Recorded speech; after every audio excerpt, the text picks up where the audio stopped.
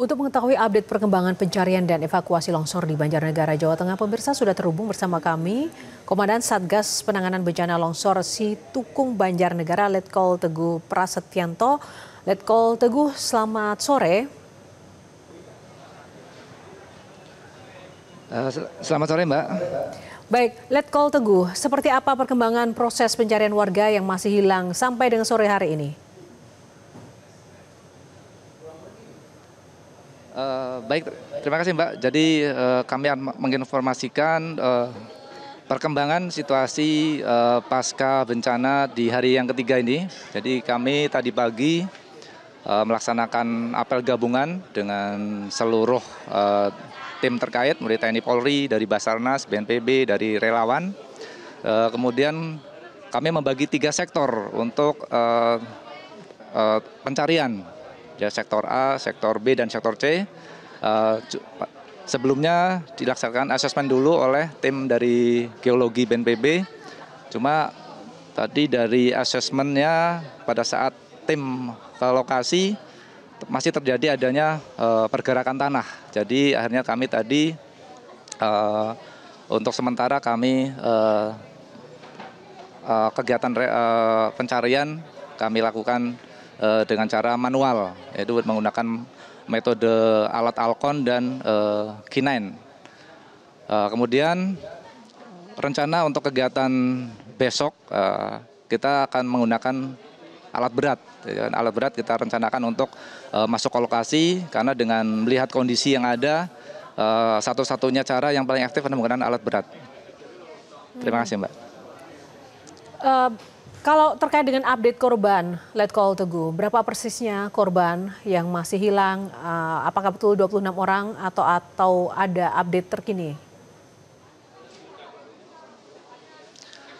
Baik, untuk jumlah korban sampai hari ini, untuk jumlah yang belum terdeteksi atau belum ada keterangan atau informasi, 26 orang yang dinyatakan masih belum terdeteksi atau hilang. Kemudian untuk jumlah korban yang meninggal dunia 2 orang sampai dengan hari ini. Baik, terkait dengan kendala sendiri, Letkol Teguh, kami kan mendengar ada pergerakan tanah yang masih menjadi ancaman juga di area lokasi longsor dan juga mempersulit proses pencarian. Ada tantangan-tantangan kendala lain tim di lapangan dalam upaya pencarian dan juga evakuasi kali ini? Kendala lain mungkin ya, karena adanya tanah bergerak itu, Mbak. Jadi karena masih ada pergerakan tanah, jadi kami juga selalu mewaspadai itu. Untuk tim yang melakukan evakuasi harus berhati-hati dan waspada. Kemudian juga melihat tanda-tanda bahaya, karena untuk sampai saat ini pergerakan tanah masih relatif signifikan pergerakannya. Jadi secara manual yang bisa kita lakukan untuk melaksanakan pencarian tersebut.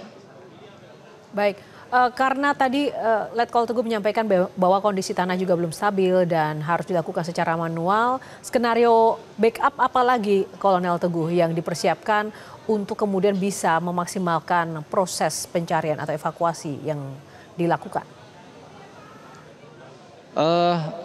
Baik, jadi rencana kalau melihat kondisi hari ini tidak hujan, mungkin besok pagi kami akan mengerahkan alat berat yang sudah standby di lokasi untuk melakukan kegiatan pencarian korban. Jadi kita maksimalkan besok untuk pencarian korban di lokasi.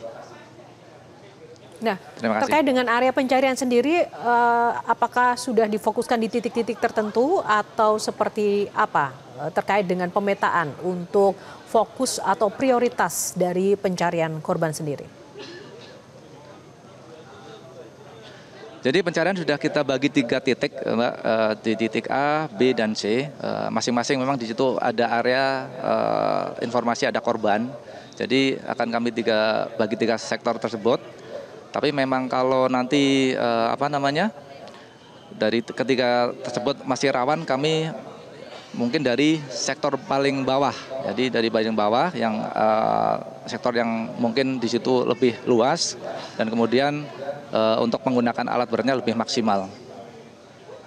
Adakah deadline terkait pencarian korban hilang ini, Letkol Teguh, mengingat hujan juga tadi Anda sampaikan masih menjadi kendala dan pertimbangan utama dalam berlangsungnya proses pencarian?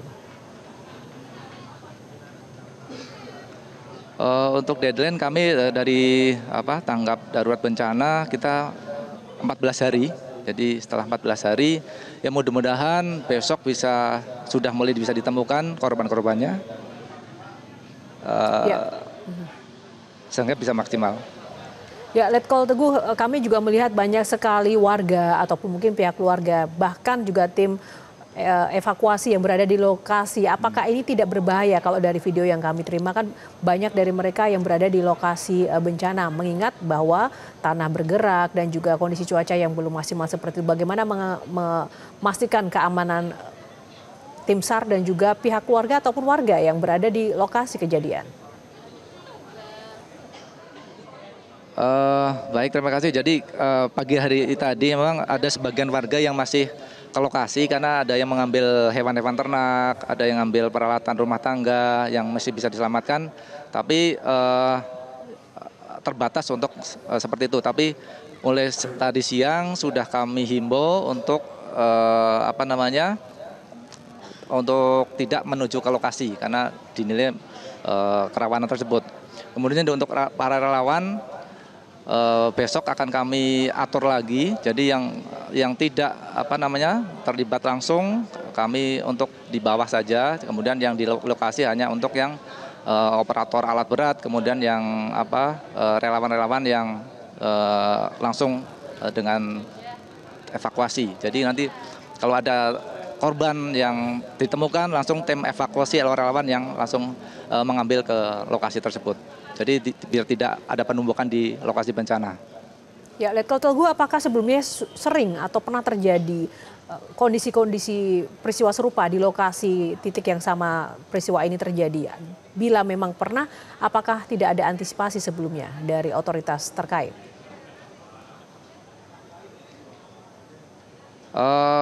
Memang di daerah Pandaram ini kan daerah perbukitan, jadi memang banyak terjadi longsor-longsoran, tapi yang terjadi sebelumnya adalah longsoran yang dalam volume kecil yang tidak membahayakan.